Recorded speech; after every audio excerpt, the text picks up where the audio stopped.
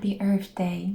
I love our planet. It's also Good Friday today, and what better day to tap into messages from our departed loved ones than the day right before the ordeal of Jesus Christ, at least in Christian orthodoxy. I have a very unique understanding of the afterlife. I really enjoy tapping into the world beyond the veil. Sometimes I do feel that spirits have greater wisdom to impart with us than fellow humans here on Earth. Saturn has been really busy in the last 3 years. It's been taking so many souls from our material world. I decided not to wear any eye makeup today just in case I will cry, which most likely might happen. So in today's reading, Without Fear, I want to tap into the spirits of the departed to see what they have to say regarding this massive spiritual transition that we are undertaking. Let's get into it.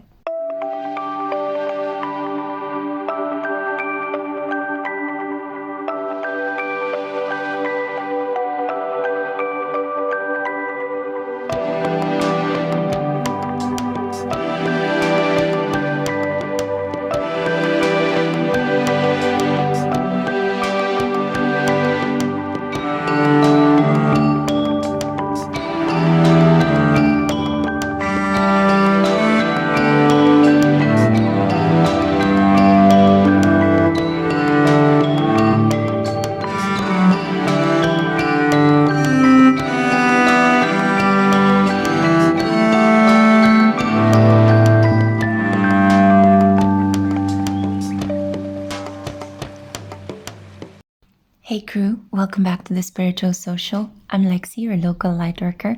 I'm a tarot reader and an astrologer. Welcome to a very special PickACard reading on the topic of channeled messages from departed loved ones about the chaos we are currently finding ourselves in. It's Good Friday, where I am at in my little corner of the world. In Eastern Europe, we celebrate Eastern Orthodox Christian Easter. So today is the day right before the painful passage of Jesus Christ into the afterlife. It is a day that I've always felt incredibly connected to. I always felt angelic protective energies on Friday, mostly because I was born on a Friday, ruled by Venus and Freya, the equivalent of Venus in Nordic mythology. This is a very beautiful day. And ever since I woke up this morning, I felt deep inner peace. I felt a desire to do this reading for you guys, to tune into the world beyond the veil that I absolutely enjoy connecting with. There's nothing scary about this experience. If you do it from the heart, it is paying off in such a deeply spiritual and emotionally nourishing way. So I've opened the space here today to connect with a number of deities that govern over the underworld. I have here a number of 4 choices for you guys to choose from, and I've also created the space here in this reading almost as an altar to invoke them in the most respectful, compassionate way possible, to learn from their wisdom rather than to be afraid of them or block the channels of our communication due to fear. The unknown can be incredibly beautiful to explore. There is nothing to fear. As long as you do it respectfully from the heart and with pure intent, you will be rewarded on this beautiful path. And I am here today to be your guide, but keep in mind that you're also powerful creators in your own being. So make sure that you take these messages and you do with them as you see fit, as you desire, and as it resonates with your soul. I have here an offering of fruit. So I have these strawberries that I purchased from a farmer's market yesterday. I also have here basil. Basil is an incredibly purifying, cleansing, regenerative plant. It is also deeply fragrant, to the point of awakening the spirits of the dead and cleansing them, offering them something that is deeply perfumed. Basil is also the plant that is usually associated in astrology with Scorpio. And Scorpio, as you guys know, rules over the 8th house. It is ruled by Pluto, also the equivalent of the Greek god Hades, the actual ruler of the underworld in Greco-Roman mythology. So I thought that basil would be a wonderful healing, cleansing plant to have here and to offer to these spirits that I'm going to tap into in a second for you guys. I also have here some red tulips. I don't think you can see them very well, but let me just move the camera. They are absolutely gorgeous. They have some stains on them, and I love the fact that their petals are not perfect. They look a little bit broken, they look a little bit stained, and it looks as if nobody wanted to buy them. But I bought them, and I'm going to honor them today. As soon as I put them into water and I gave them love, they came back to life. It's as easy as that, to bring things back to life. The attention, the care, and the energy that we emanate can literally heal those around us, can bring natural elements back to fruition. And I also have here some wine, also purchased from the farmer's market, made into a woman's backyard. And I sprinkled it with some hibiscus and some rose petals. We usually have this tradition in Romania that whenever you go to a funeral, you drink into the honor of the person that has died, and you spill a little bit of wine to offer an honoring, to remember the dead, to give them something to enjoy into the afterlife. We have here as well a picture of my grandma and my grandpa. They are a constant reminder that love is possible. They loved each other dearly. And even though, unfortunately, they couldn't live a very long time together here on the 3D plane, I'm sure that at the moment they are together in the world beyond the veil, and that their souls reunited with each other. So to honor my grandparents as well, whose spirit I connected this morning on Good Friday morning, I just thought I would bring them here to govern over this reading and to bring us really beautiful love energy. Let me introduce to you the options. They're very special. These are the cards that dropped to the table today when I was asking for some sort of deity guidance. We have here for group 1, Hel, the Nordic goddess of death and the underworld. For group 2, we have here Mictecacíhuatl, the Aztec goddess of the dead. For group 3, we have Anubis, the Egyptian god of the dead. He is more like a protector of the embalming process and the judge in the afterlife, but he shares the god of the underworld status together with his uncle, Osiris. Now, we also have here for group 4, Vanth, who was considered in Greek mythology to be the right hand of Hades and the caretaker of the lost. You can choose by these deities, or feel free to choose as well by the crystals that I have here placed in front of you. For group 1, I have Botswana agate, a deeply, deeply healing stone. For group 2, I have obsidian. This is a highly protective stone. For group 3, I have Mukait, or Australian jasper, again a stone that is used for mending and grounding. And for group 4, I have blue lace agate, an angelic stone that vibrates so high with the energies of forgiveness and letting go. I pre-shuffle the oracle cards. I'm only going to use oracle cards in this reading. I felt so called to tap into the wisdom of the oracle. I will leave the tarot for another time. I hope you guys are able to choose one of these images without fear, without preconceptions. Please leave them at the door. I will guide you in this process. Part of this reading is also meant to be educational.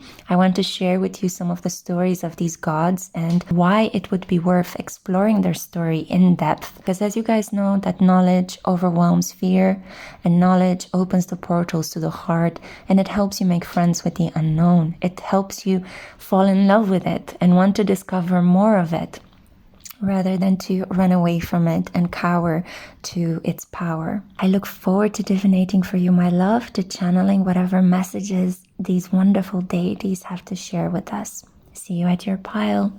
God bless. Hey group 1, welcome to this really special reading. Let's find out today what your departed loved ones have to tell you regarding the current chaos that we find ourselves in. So this is for those of you that were drawn to the Botswana agate and to Hel. This is the Nordic goddess of the underworld. She presides over the souls of the dead, those that have died of old age, those that have died of disease, but also the wicked ones, ones that have died due to a number of nefarious aspects in life.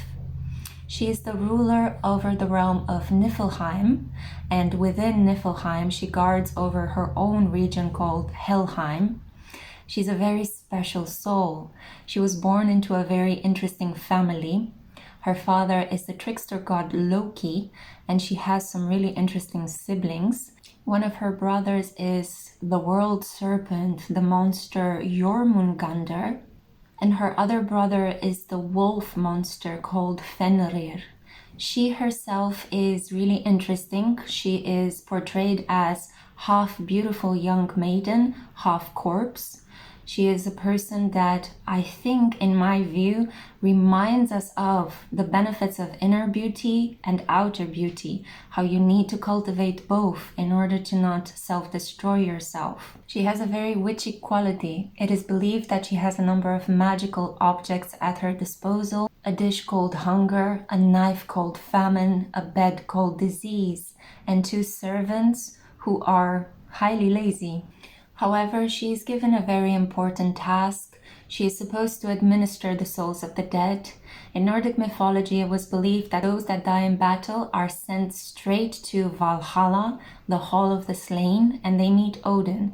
And those that die of more common things, such as old age, disease, or wickedness, are sent to Hell for further administration into the afterlife. Her realm is cold. She is considered to be a very gloomy and downcast deity, and I don't think you can blame her, considering her heritage and the family into which she was born. I really have a soft spot for her. I really adore her. There is something about her darkness and her light that shows the duality of the human experience, and especially the duality that can exist in the experience of being a woman here incarnated on Karma Loka. So if you are drawn to Hel, I would strongly recommend that you do some more research into who she is, that you somehow give her an offering if you want to work with her energy and connect to the great wisdom that she has to share with you regarding her experience of handling the dead. Now, that was the small educational part over. I want to get right now into the intuitive oracle messages. We're exercising both our capacity to know, our reasonable mind, and also our intuitive heart-based energy. So let's get into it right now. Let's see what oracle cards you got and what can we know from your departed loved ones about this chaos we're in. The Judge. Wow, what a fitting energy for Hel. The Judge. So there's something here, something moral taking place, a judgment. The Inner Voice. This is the card of deep knowing, intuition. Something is awakening inside of you based on this chaos that is currently in your life. House 3. This is the house of communication, the house of the mind. The keywords are early learning, childhood relations, the rational mind, and communication. Red Jasper, conviction. And we have here Etamin Star.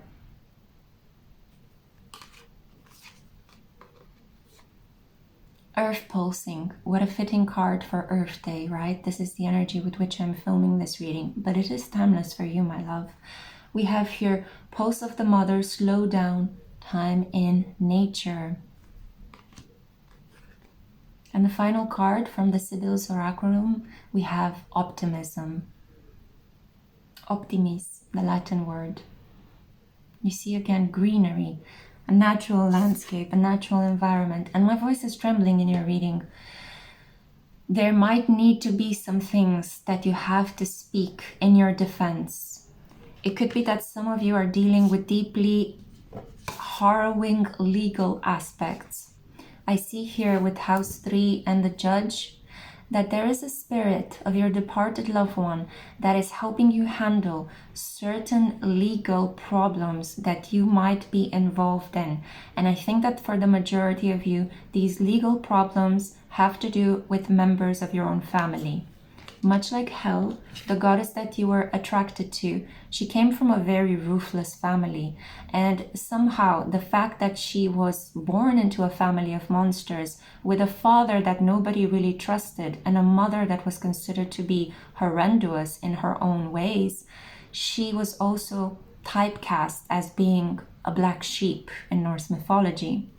But at the same time, she was given this responsibility of dealing with the very most difficult aspects of, I wouldn't say life, but what happens to souls after life. So there is something here that has to change about the way you communicate. You have to really speak ethically and speak. There might be some problems here putting your emotions into words. Your capacity to enunciate, your capacity to speak the truth could be temporarily blocked.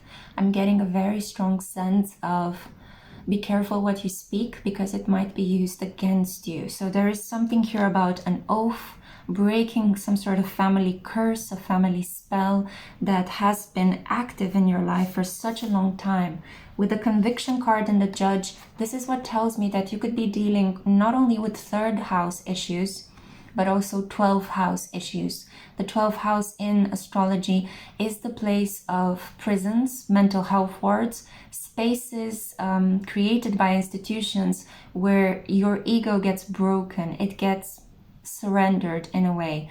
And during moments when we suffer at the hand of a conviction that we were accused of, those are the moments when we have to surrender our ego. So Piscean energy, but also Gemini energy. So learning to speak the truth, learning to defend yourself, learning to push back on the energy that certain relatives that are alive are creating in your environment at the moment. So for example, you could be dealing with something similar to what Britney Spears has been dealing with her conservatorship with her father. So there might be some really deep family dynamics that play out at the moment in your surrounding reality. And this is creating this chaos energy in your life that you find it very hard to deal with and to push through. However, I'm here to let you know that Hel is in touch with some of your departed loved ones that are making sure that there is a fair judgment taking place at the moment. You do have support from relatives from your ancestral line that are no longer with you and are noticing what is happening in your life with the dynamics, the power dynamics and power plays with the members of your current family. So the departed family members are helping you get a fair trial. They are helping you speak up on your behalf and defend yourself. Look for clues, look for signs. There are keys, there are letters, there are receipts, there are emails, there are photos, there are messages that you can use in order to defend yourself. Don't give up. Fight the good fight. Justice will prevail and it will be on your side. The interesting thing is that voice and speaking is so important in this context because Hel, in the story of the hero Balder that was killed and then he had to travel to her, you know, as in the expression, go to Hel, so go to her, basically, for her to manage you in the afterlife. So Balder died and then his wife wanted to resurrect him. And Hel actually uttered some really important words which kind of tell you of the very interesting way in which she was thinking. She said that if the hero is going to be spoken in good name in the world of the living after his death, and if people will cry over him, she will release him back to life.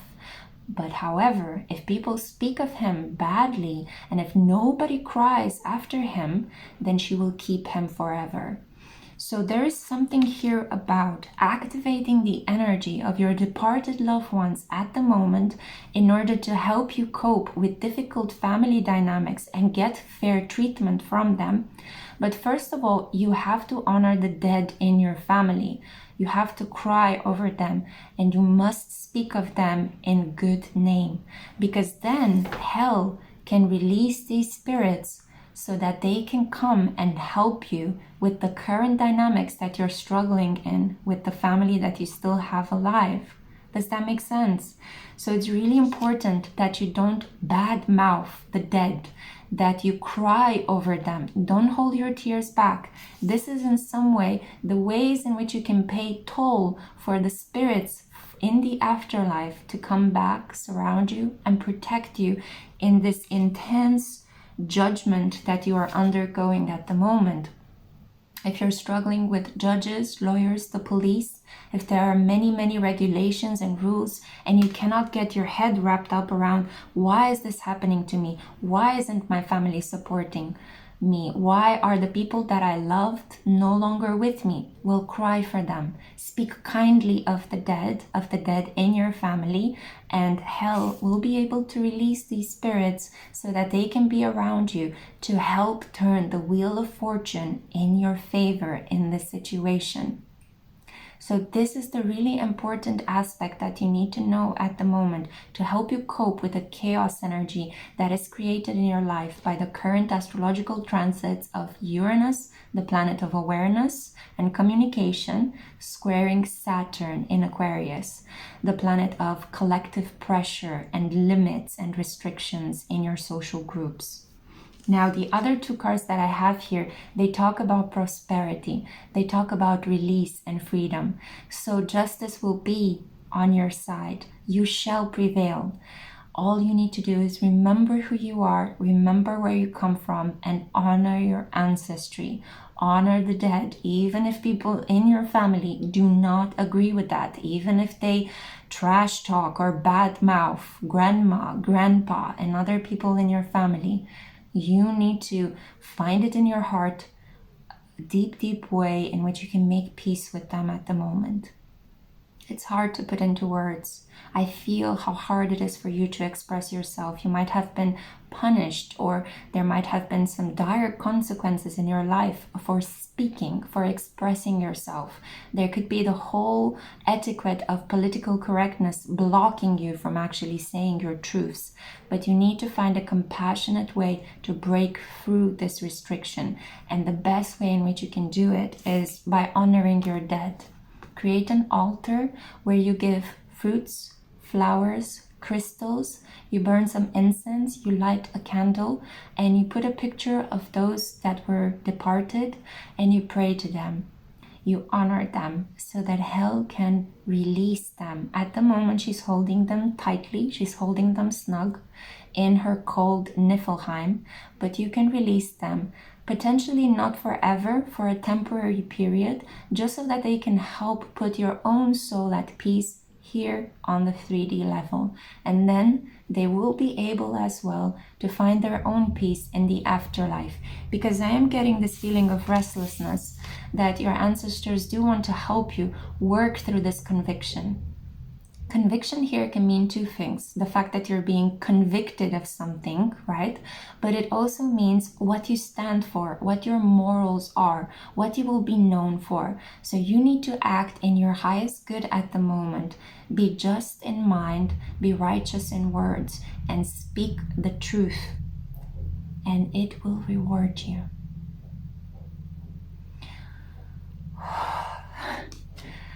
This is the powerful reading that I had for you. I hope it helps Group 1.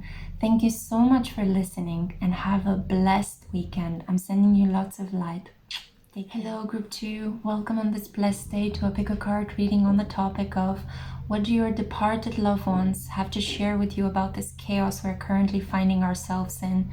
And this is for those of you that were drawn to the obsidian protective stone or to the deity Mictecacíhuatl. Don't ask me how long it took me to learn how to pronounce that. She is the goddess of death in Aztec mythology. She's naturally celebrated during the Mexican Day of the Dead, which takes place around the 1st or 2nd of November each year.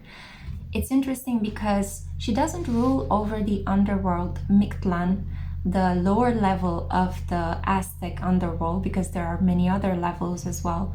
She rules over this realm together with her husband, the god of death. Mictecacíhuatl is the god of death, and he symbolizes separation. He eats the bodies of the dead in order to separate the soul from matter.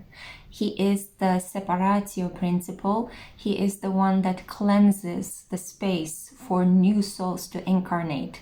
While Mictecacíhuatl is the principle of coagula. She is the one that remodels the bodies into a new form.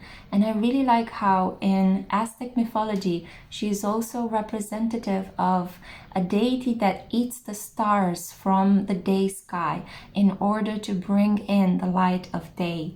So she represents the cycles of death and rebirth, but most likely rebirth. And she also represents the natural cycles of day and night, and how after a long period of night and darkness and pain, we get to see the light of daybreak. She's a really, really gorgeous deity to tap into. I strongly recommend that you do a little bit of research on this beautiful Aztec deity if you are drawn towards her. Now that the educational part is over, I'm going to dive into the intuitive part. I want in this reading to help you understand how you can work with your rational, knowledge-based energy, but also with the intuitive emotional energy. So we're getting into the intuitive part right now, and we're seeing what messages from the oracles do you need to know at the moment regarding the chaos that you're currently finding yourself in. The chaos that in a way we all find ourselves in, but you came here for a specific reason. So let's see how we can help you. The shaman. Magical energy, magical medicine energy around you. Let go.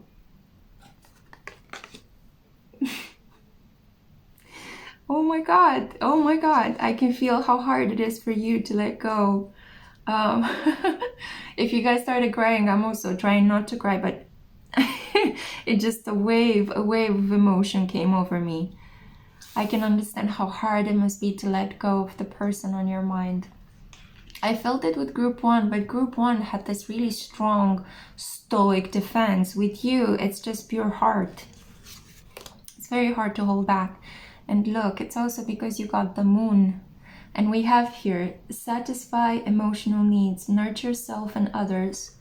So most of you that have chosen this group most likely lost a mother figure, a nurturer, somebody that you saw as a maternal figure. And I think this is why it hurts so badly, right? Because it is the person who created you. It is the person who gave birth to you. Of course, you do need male energy, and you do need semen as well to create a child, but it is the woman that incubates and creates the child in her womb. So that's why we most likely tend to feel spiritually and biologically connected to our mothers on a deeper level than our fathers, even though both of them, both energies, are incredibly important in our lives and into the formation of our identity, our conscious and unconscious selves. But I see it very clearly here that this has to do with your emotional world. It has to do with your unconscious world and how it was deeply affected by the loss of a mother figure. Whether literally or symbolically, you could have been separated from the mother. You might not be talking to your mother, and it's been causing you some deep, deep pain. You found it very, very hard to let go of your mother, no matter what your relationship with your mother has been in this lifetime. Yeah, so hard for the separation to be released. But there is deep healing that is happening here. With the shaman, you see the diamond and the cosmic snake. There is deep healing. It's almost like some of you are actually extending your hand at nighttime, trying to reach into the ether, into the unknown, trying to understand if your mother can catch your hand on the other side.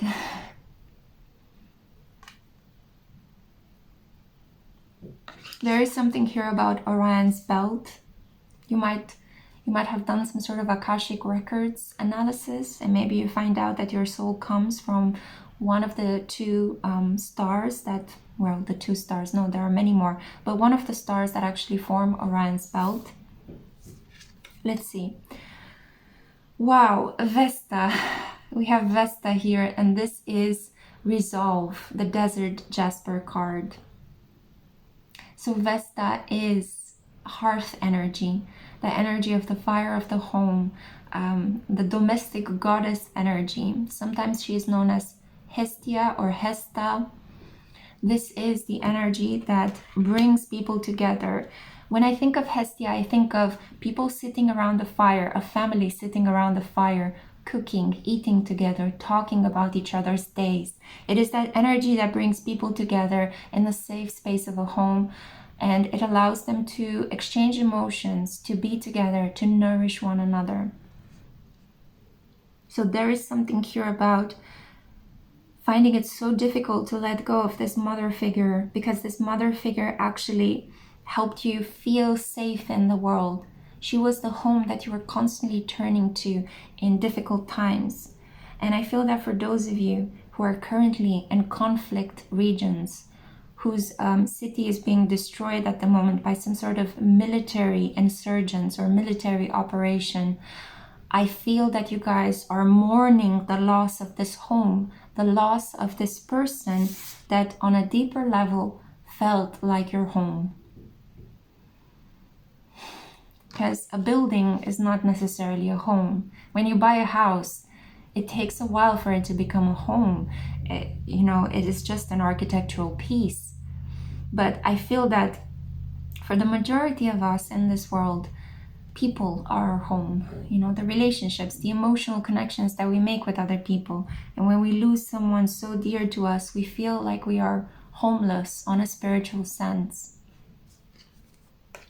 We also have here Activated Earth. And this is the card of power places, ley lines, trust where you're led.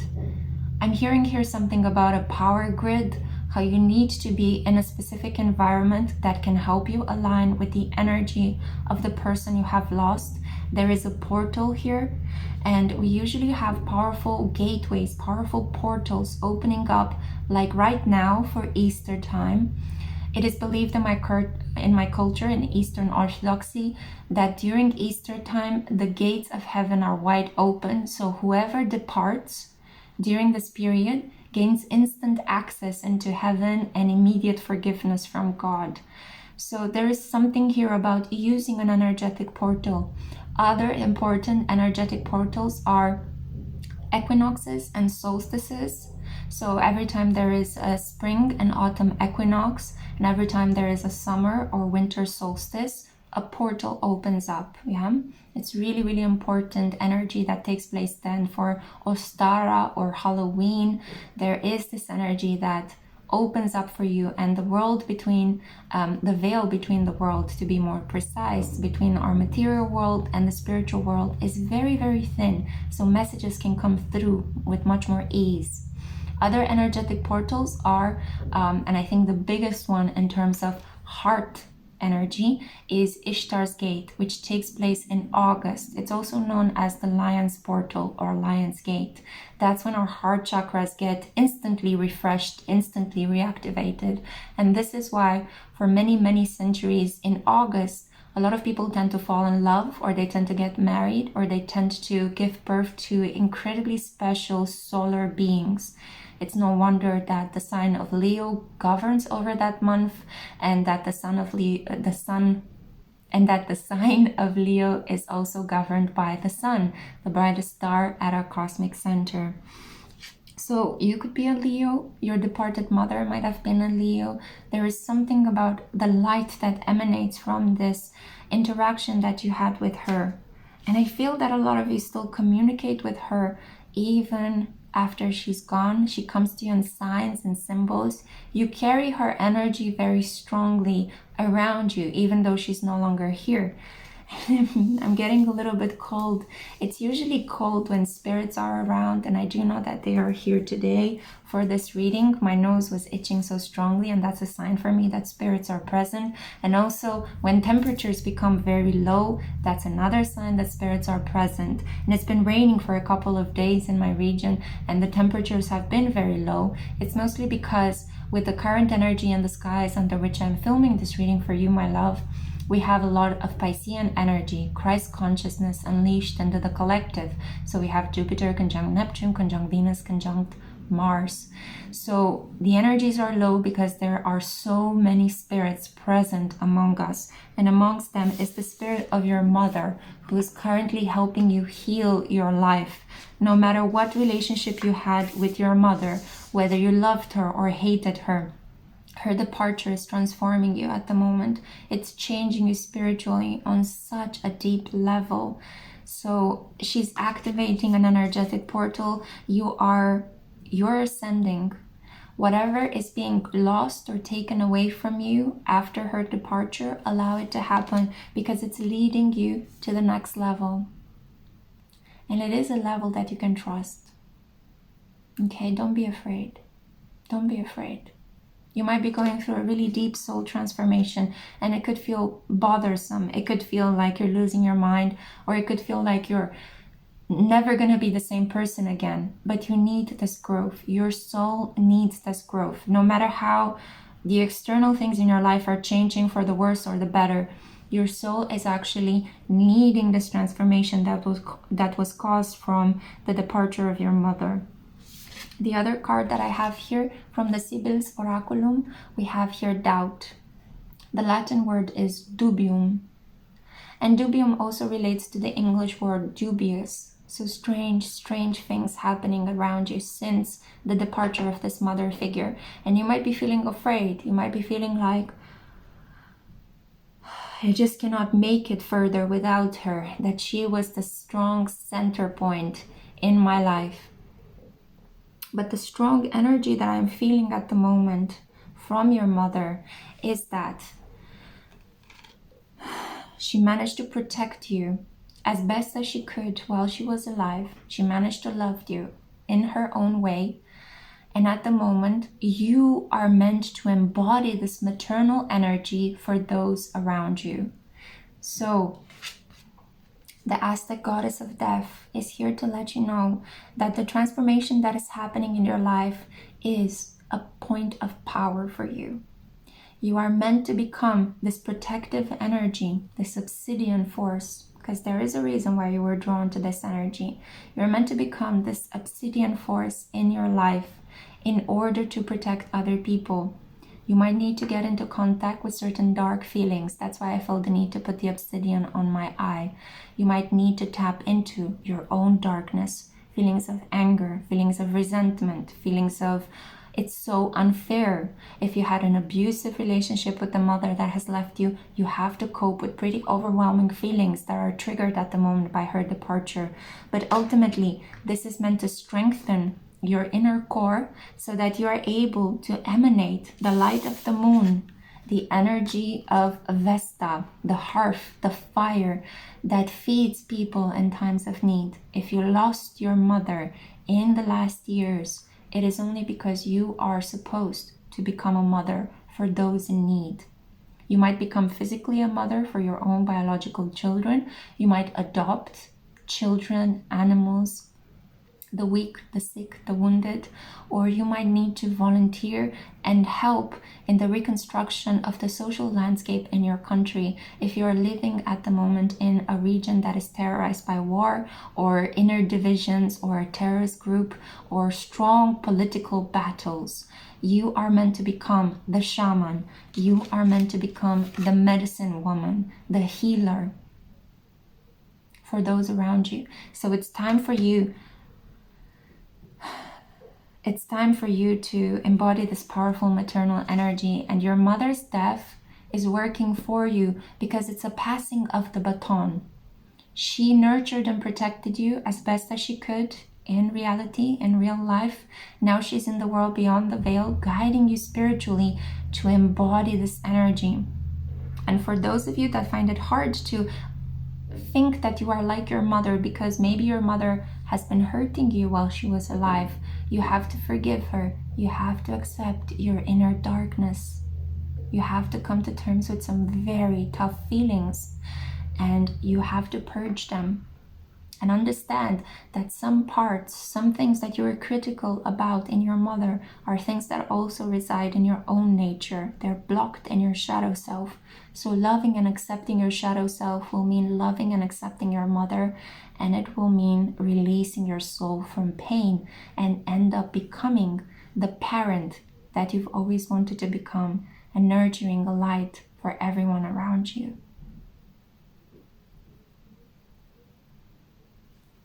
Don't doubt yourself. You have everything it takes, and you are much, much stronger than you think. And I need to end it here before I get overwhelmed with emotion again. Oh my goodness, group 2, this was such a powerful message. Let me know if this resonated. I can completely identify with this story as well, because I have lived my entire life with a very difficult mother. I have astrological karma to unpack with her. And the process of forgiving, trusting, and letting go is so difficult, but it is possible. Just because it's difficult, it doesn't mean that it's not achievable. So I wish you good luck, stay blessed, and hope to see you in my next one. Bye. Hey group 3, welcome to a PickACard reading on a very special topic. Today we're going to be exploring what your departed loved ones have to say about the chaos we are currently finding ourselves in. So this is for those of you that were drawn to this Mukaid heart. This is also called Australian jasper. Or you were drawn to Anubis, this beautiful protective deity. Anubis has a really interesting mythological story. He is actually the nephew of Osiris, the official god of the afterlife. His parents were Nephthys and Set. Set was a chaos bringer. He was considered to be a rather nefarious character, and he famously murdered his uncle, so the uncle of Anubis, and his brother Osiris. And then Isis and Nephthys had to figure out ways under the cover of nighttime how to bring Osiris back. Now, both Osiris and Anubis rule over the underworld, but Anubis is more like the one that brings you into the environment, and Osiris is the one that tends to deal with your soul after you enter the afterlife. The process of entering the afterlife goes by way of duat, which was considered the Egyptian lore of the dead, the Egyptian space where the souls were going through a trial. And that famous trial that you guys might know about has to deal with the fact that Anubis had to weigh your heart against the feather of justice held by the goddess Mat. And if your heart was light, then you were allowed entry into the afterlife and you could meet Osiris. You were granted immortality. However, if your heart was heavy, because your consciousness was heavy, because you lived a very difficult life created by your own karma, the consequences of your actions, then Anubis will need to take your heart and throw it into the jaws of the monster Amut, which was also considered the eater of souls. This was a mythological beast, half hippopotamus, half lion, and the head of a crocodile that would devour your soul and kill it one more time. This was considered to be the second death, and it would lead to your soul being damned to a state of restlessness from which it was very difficult to escape. So this is basically the story behind Anubis. A lot of ancient Egyptian priests in the ritual of embalming and mummification were sending out prayers to Anubis, and you will find a lot of memorabilia, objects and signs, a lot of hieroglyphs detailing the god with the head of a jackal, this is Anubis, on ritual funerary urns. Or you could see a lot of these symbols as well that represented Anubis on sarcophagus. So that was the knowledge part of this reading. I strongly suggest that you do your own research on Anubis and find out more about this intricate tale. I don't have enough time to talk about the interesting complex mythology that supports the figure of the god Anubis, so feel free to do the research on your own. And now that the knowledge bit is over, we're going to get into the intuitive oracle part of the reading, where I'm going to show you the cards that I pre-shuffled for you. and I'm going to tap into the energy of your departed loved ones. So I can feel a lot of like self-conscious anxiety. I've been feeling it in group 1 or 2, and I'm trying to transmute it and transform it into a state of peace, a state of deep heart-based communication. Okay, let's do this. So let's find out, what cards were you granted? The Mountain. This might have been a loved one that you had a very difficult relationship with, a person that was very detached from you, a person that I'm getting an energy of somebody that felt like the head of the family, the tip of the scale, the tip of the iceberg, a person that had a lot of power but seemed somehow removed from your everyday life. Maybe this is an estranged parent, a person that you had a very cordial, polite, but detached relationship from. This was not an individual that you had a deep emotional attachment to, much like group 2 had, for example. The Mountain. I also feel like this could have been a father figure.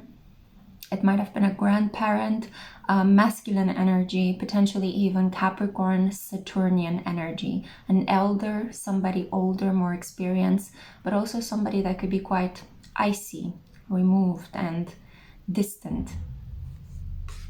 So let's see, what else do we have here?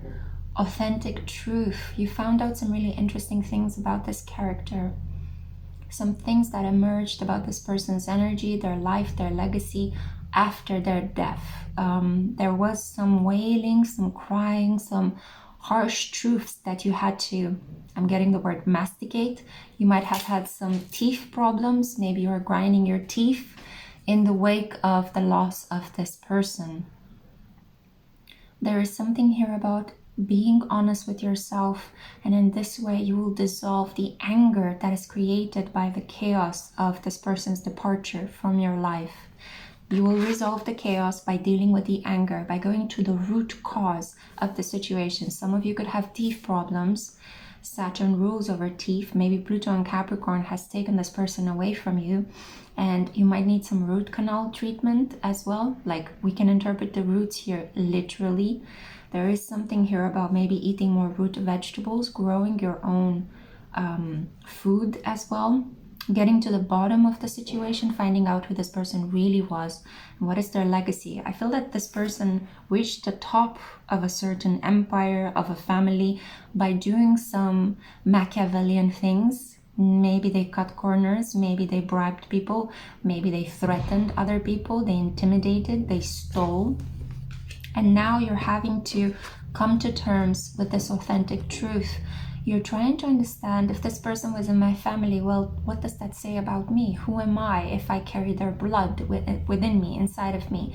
What is the legacy of this individual? What should I believe? The person that this man, I would say, was publicly acknowledged, or the person that this the energy that this person was privately, which might have been a very different, two things coming up at the same time, difficult and different. A very difficult person, a very different individual at home than what they appear to be in public, where maybe a lot of people revered them, but at home this person, for some of you, I hear the word monster. Wow. Okay, Anubis, please guide us gently through this. You might have been drawn towards Anubis because of this darkness, yeah?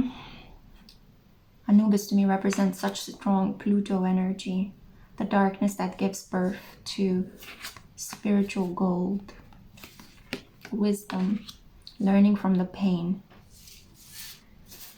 Let's see. Oh God, Neptune. Yes, deep disappointments, deep crossing of boundaries.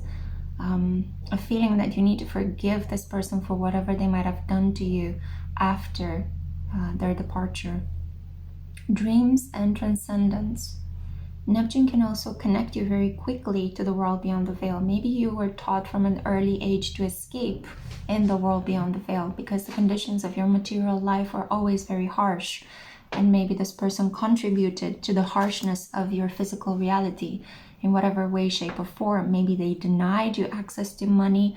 Maybe they did not create a safe home for you to grow up in. Maybe they constantly belittled you, abused you, and, you know, took advantage of you. Because Neptune does talk about the things that you have to put up with in order to survive. It talks about, you know, that biblical episode of turning the other cheek when a person slaps you rather than retaliating. It's soft energy. It is yielding and accepting. And sometimes it can be accepting very toxic dynamics in our environment. So this could have been a person that you loved, but they couldn't love you back. They loved you from a place of deep wounding, from a place of unconscious behaviors, unconscious desires. And now you're having to heal from that. You're having to find out your truth and what you want to make of this situation. Yeah, heavy-heartedness. I need to breathe deeply and to release it. A lot of relief needs to happen, a lot of toxicity, because you guys know we inhale oxygen and we exhale carbon dioxide, right? So every time you release a toxin. Yeah, cognizance, becoming aware, thinking very deeply about your life, your worth and your value. This person could have pushed you to the brink and might have stripped you away from a family inheritance and even from your self-esteem. We have here Mercury, Emerald, cognizance. This person could have been mentally cruel, manipulative, might have said one thing and done completely different, might have projected an image to the world that had nothing to do with who they really were. Lies, a lot of lies that you now have to pierce through. For some of you who do not resonate with the part of this person abusing you, this could have been just a relative that you had a certain image of, Neptune. You idealize this individual, and after their departure, all of a sudden, all sorts of shady things come up to the surface, and you're wondering, out of this fogginess, what am I supposed to understand out of this? Who was this relative? I thought I knew Grandpa. I thought I knew my father. I thought I knew my uncle, but I'm actually finding out that I didn't. This person... Oof. I only saw the tip of the iceberg. I only saw the tip of the mountain, but there are some heavy roots on the ground. Yeah, there is something here about things coming up, bubbling up to the surface, and now the clear, bright, green, emerald energy of the truth, of healing, of coming to terms with your paternal legacy. So this is masculine energy I'm picking up here, okay? If this does not resonate, please choose a different pile. So you might want to go for pile 2 because pile 2 had maternal energy. But very strongly I see here disappointments regarding a father figure, a male individual in your life. This might have even been a romantic partner that you idealized and you lost this person, and now you're finding out some shady things about this person's life that, you know, you did not know because there was a lot of secrecy. Yeah, there was a lot of fogginess, a lot of pulling the wool over your eyes. And especially so if you really love this person. Neptune does talk about unconditional love. I feel that you might have felt it inside of you while this person was alive, that there was something weird happening, but you ignored it. You glossed over that detail, and now it's coming up to the surface of your consciousness for you to acknowledge it.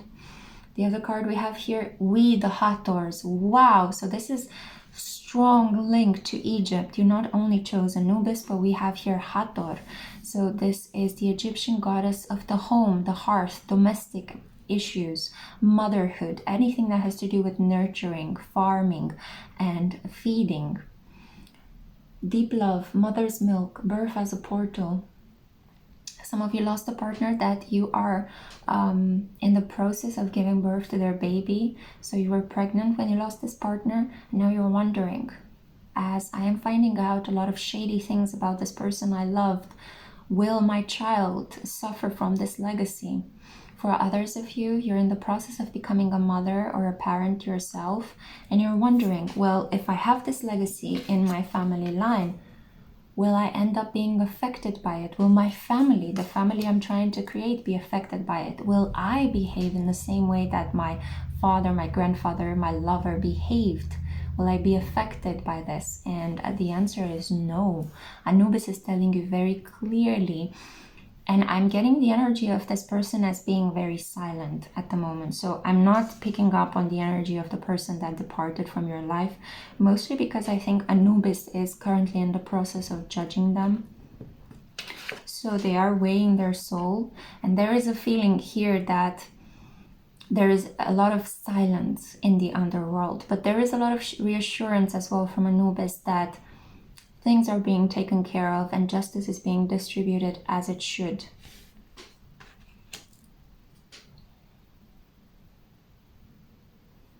This person did take a lot of secrets with them into the afterlife, and now Anubis is parsing through them and figuring out whether this person had a light heart, whether they can actually be granted access to immortality, or whether they might need to go through a second death. And this is the weight of the secrets that they have taken with them to the grave. Secrets that even you are not aware of. Nobody was aware of. I think to a certain extent, this person was also lying to themselves. Yeah, it's a heavy energy, I have to say. But look, on the background of this, or more likely you becoming the foreground onto this very dark background, I see that you will have success in the creation of your own family, in becoming a parent, in becoming a nurturer. Whether you're male or female, Hathor governs over your 3D reality, while Anubis is taking care of the soul of this person that for some of you caused a lot of pain in your life. And for others of you, you just didn't know who this individual was. You had an idea of who they were, a carefully crafted image that they deceived others into believing. But to a large extent, this person was unknowable. And now the truth is coming up to the surface, and you will be liberated by this truth. Maybe it will be a bit shocking finding out some things about Grandpapa, but at the same time, it will help you heal. And it will help you understand parental relationships, your relation to your cultural, ancestral roots in a different light. It could be that there might be a conflict in the world at the moment, in a nation that you are strongly linked to, maybe something in the Middle East, and you have some ancestry there, and you're finding out some really interesting things about a parent there. Maybe you're a first or a second generation American, and you have some relatives in Iran, Iraq, maybe, in Israel and Palestine, maybe in Egypt, and you're finding out some really interesting aspects about your ancestors' involvement in the conflicts in the region. That's just for some of you, okay? Now we also have here justice, justitia, and the heart. Wow. There will be justice, okay? Anubis is taking care of this. That's why I feel that for some of you, the soul of this person, if they have abused you, if they have hurt you, they will not escape the jaws of Amut. They will have to die a second death in the afterlife. While for others of you, this person has a very long, painful trial where their heart is being weighed in front of the feather of justice, Ma'at. I can't believe it. I'm getting goosebumps as well, how these cards are resonating with each other. So you see here how strongly this energy of justice, nourishment, and also deep protection, you are protected. And if you didn't get justice in this lifetime, at the hand of what this person might have done to you on a spiritual, physical, financial level, Anubis is taking care that you do get justice in the afterlife. You will not be bothered by this person's spirit if they have harmed you in reality. And if this person is just, as I said, for some of you, because I'm picking up on two different storylines here, for those of you that had the abuse, that person's spirit will be punished, okay? For those of you that had the secrets, and you're just finding out a lot of interesting things about this male energy in your family, then I'm getting the sense that at the moment, the soul is kind of stuck into this process where Anubis is deciding what to do with it. Whether to grant them access into the afterlife or to keep them in a state of limbo, based on the fact that they kept a lot of secrets that are currently weighing their heart. Yeah, so ooh, strong energy, but in the end justice will prevail, and it will be justice that favors you. Yeah, that's the message that I had for you, group 3. I really hope you have enjoyed this reading. Take very good care of yourself in this period. I'm sending you so much light. Bye. Hey, group 4, welcome to a very special pick a card reading on the topic of what do the departed loved ones in your life have to tell you about the current chaos you are finding yourself in? What healing messages can we grasp from the world beyond the veil and their presence there?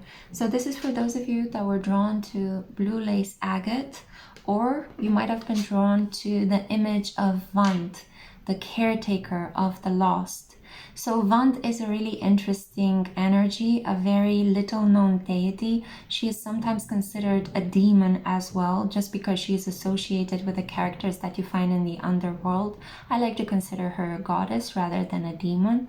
I think I was mistaken at the beginning in the introduction when I said a Greek energy. She doesn't really have a Greek correspondence. She is most likely found in Etruscan symbols and Etruscan mythology, so something that had to do with the Roman world.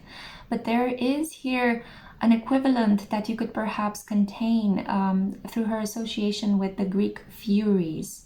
So she has almost like a military energy, but also she is considered to be kind of like Mercury, accompanying things, delivering things, doing the work of guiding souls as they depart from the material world into the underworld of Hades. There are a number of emissaries that live in the underworld. As you guys know, in Greek mythology and Roman mythology, they borrowed from each other quite loosely. There are a lot of characters living in the underworld, from the dog, the monster dog Cerberus that is guarding the gates of hell, to Sisyphus, who is this man that is cursed, this spirit that is cursed to drop a boulder and lift it back up, a number of other demons and consorts, so on and so forth. I'm not going to get into it because it will take me like the good part of this month to tell you everything about that beautiful realm. But Vanth in herself is more like a person that escorts the souls of the dead and leads them to the throne of Hades for a judgment, for a retribution, and for the further distribution of their tasks in the underground. She is a lot like Charon, and Charon, as you guys know, he is the dark ferryman in the underworld, the one that actually takes the souls and leads them over the river Styx. And then as souls pass through the gates of hell and they pass through Cerberus and his energy, then they reach Vanth, and Vanth makes sure that they don't lose themselves. She has, for example, a torch, a key, a sword, and a scroll, kind of like keeping track and making sure that everybody is in their place, everybody is following the path that they need to walk on. But she also governs over the memory of spirits, because it is said that once we die, our memory starts to disintegrate. We tend to forget who we were while we were incarnate. And this is because we are supposed to be given a new soul mission as we incarnate, and we shouldn't be burdened by the consciousness of our previous lifetimes. We need to tap into our intuitive knowing in order to fulfill our destiny and dissolve our karma. So Vanth is a really interesting energy of carrying forth the memory of the dead. Now, as this educational part is over, I strongly recommend that you do your own research on Vanth and let me know what else you find out about her. I don't have enough time to actually make a whole video about her. Let me know if you guys want to actually have videos on these specific deities. But now I'm going to move on to the intuitive part of this reading, because I want you guys to see as well how we can combine a rational knowledge of the occult with our intuition and how we read oracle cards.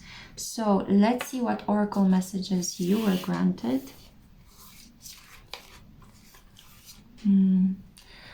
The sword. Yeah, so I'm getting a sense that the person that departed, departed in a very violent way. They might have been murdered, they might have been killed, they were slain in some way. They might have died in battle, in an altercation, somebody could have attacked them, there might have been an assault. It could have also been an attack, something involving weapons, bombs, shootings, stabbing. This is very low vibrational Mars energy. I see the half crescent moon.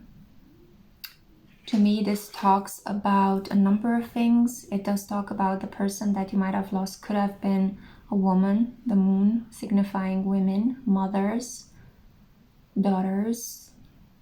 The tripartite sign of the moon goddess, the mother maiden crone, Hecate. There is a feeling here that you lost somebody that was female, somebody that you are deeply emotionally connected to.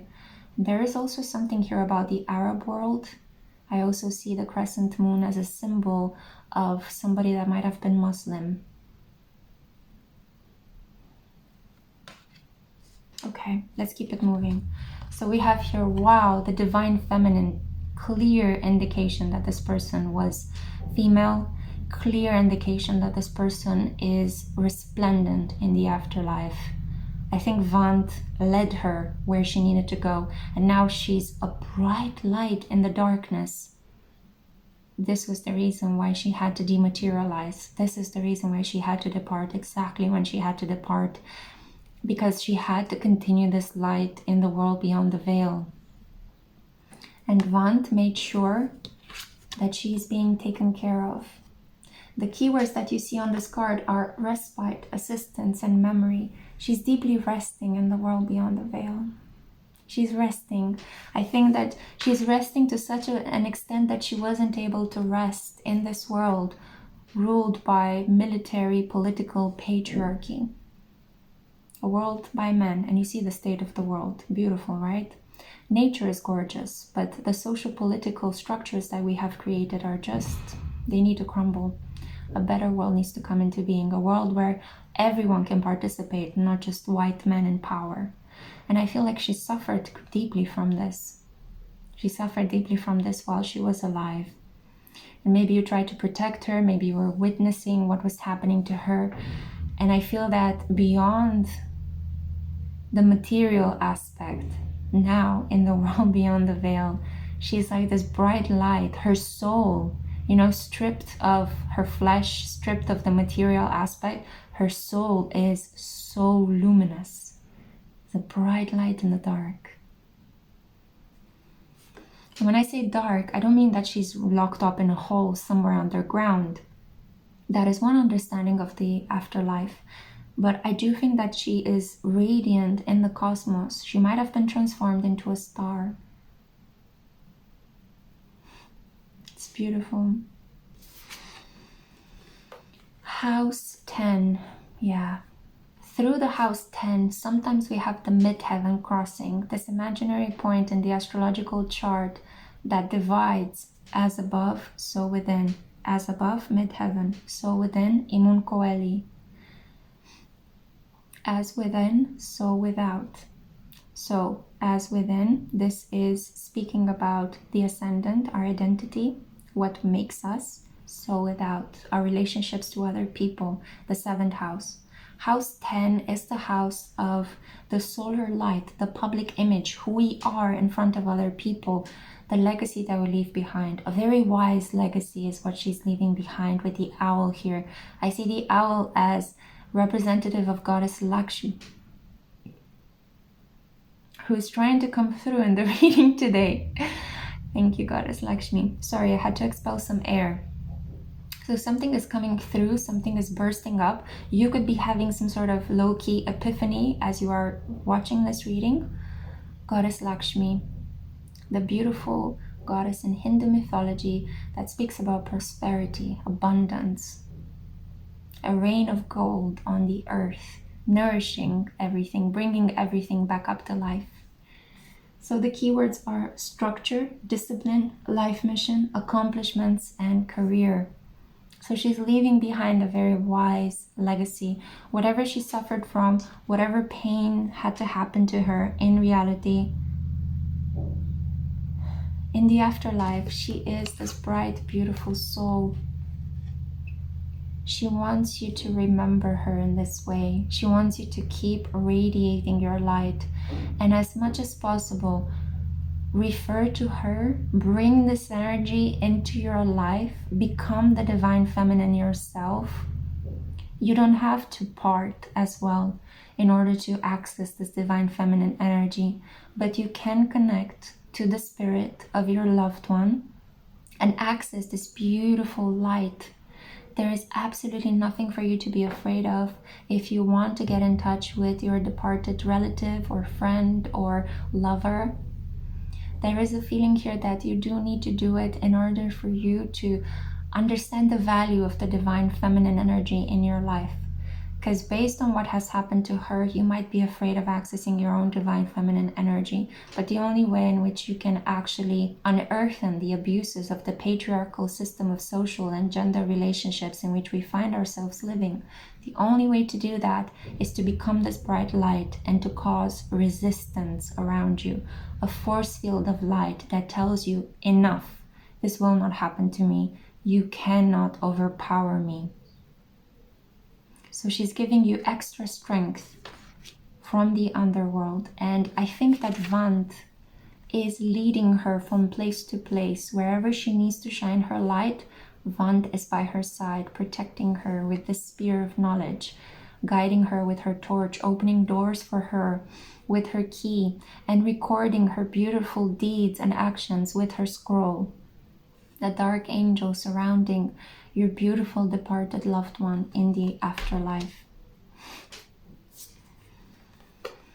We also have here fluorite, Asterion, introspection. In moments when you are removing social distractions, when you are by yourself, alone, you can access the energy of your departed loved one. She comes to you, especially if you sleep with amethyst next to your bedside table or in bed next to you, next to your pillow. There is this energy that is carried through from her. I do know that I said amethyst. This is fluorite as well. I'm not sure why I said amethyst. Maybe both amethyst and fluorite can help you. Fluorite also cleanses energy very quickly. So there is something here about cleansing, moving from a state of deep isolation and introspection to a state of heart-based chakra energy. So green and purple and white. There is something here about going from states of deep compassion to states of deep spiritual connection. Compassion for the people around you, deep spiritual connection while you are alone, while you are in a place of deep stillness and inner peace. Now, what else do we have here? Water your garden. We have here nourishment, body care, tenderness, and rest. You are meant to receive more in your life. This is what your departed loved one wants to tell you. Receive more. Do less and spend more time in contemplation. Acknowledge the beauty of flowers around you. You know, flowers are not useless. We tend to have this awful habit of discrediting some of the most beautiful gifts in life, like vegetables and, you know, plants and herbs. They are what keep us healthy. They are what make our energy rise above. They are what connect us to the beauty of life and bring us a deep state of inner peace. Flowers are sacred geometry. If you look at their patterns, they're as intricate as mandalas. There is something so perfect about them, and it reminds us of the perfection that we as human beings embody here on earth. So you need to tap into this gratitude. You need to tap into this abundant prosperity mindset. There is so much of what we have. And if you don't believe me, stop shopping at the supermarket and go to a farmer's market. Look at everything that is there, grown from the earth over and over and over again, year after year. We have so much abundance. It is the problem that we have in dealing with this abundance that is causing so much pain in the world. The fact that we don't think that we should enjoy it, the fact that we don't know how to enjoy it, we don't know how to cope with feelings such as extreme happiness, such as deep spiritual ascension. we find it sometimes more meaningful to feel pain, to live in pain, the certainty of pain. While in reality, we are meant for heaven. We are meant to create heaven on earth. So you are meant to spend a lot of time cleansing your body at the moment. I feel that you also need to spend a lot of time resting as much as possible, as much as your schedule allows it. Rest. You will not only get more in touch with the spirit of the departed loved one that you miss so much, because that's why you're here, but you will also find ways to access the divine feminine within you. So if you don't know what divine feminine is about, you have to do exactly the opposite of what you've been doing so far. Stop chasing knowledge about the divine feminine and become it. Become it. You have to feel it. You have to get in it. Embody it, just like water washes over a body in a very organic, simple way. You just dive yourself into water and water surrounds you and encircles you. Water can hold you. Yeah? And as long as your body is filled with air, water can help you float. So there is something here about being held, being nourished, being surrounded by the purity of your thoughts, your intentions, your feelings, thinking of yourself as being a good person, as having survived a lot, a person that takes care of yourself, and by extension, you take care of everything around you. The final card I have for you, Mysteria, mysteries. Healing your relationships with the women in your life that are still alive. There might have been some problems after the departure of this loved one, who is also female from what I can see here.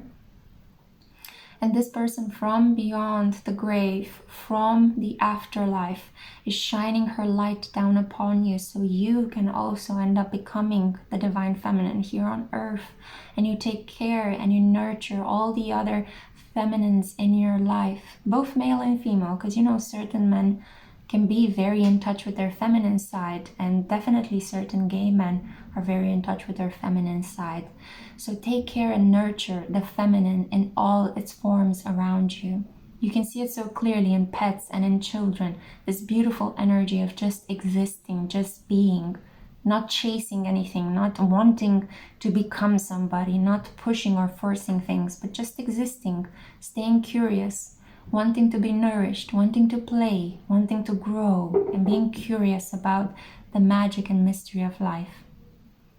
That is how you will become this wonderful female leader from the heart, by being receptive, kind, generous, artistic, just gentle with yourself, gentle with your story, gentle with the memories that you have of this wonderfully departed loved one that is at the moment illuminating the dark and watering your garden. You can water your garden by releasing pain as well, by just allowing your tears to flow. No longer do you need to hold them in. You're not going to win a prize for holding your emotions in, for controlling your emotions. So give yourself a gift. Do yourself a favor. Let it all come out. Yeah? And just so you know, you are being helped from the world beyond the veil by this bright light. And whenever you have experiences that you feel there's a lot of light in your life, it is the spirit of your departed loved one reminding you of the beauty of the mysterious process of being alive and departing into the afterlife. Okay? I feel that you will reconnect with this person in the next lifetime. So I look forward to that experience. I'm sure that you look forward to that experience too. Oh, I feel that this is what she wanted to say. I just channeled that. Wow. She's really looking forward to meeting you in the next lifetime. And I'm hearing I could be your daughter. Beautiful. Wow. On this gorgeous note, I hope this helped you, Group 4. Yeah, take really good care of yourself and have a wonderful weekend.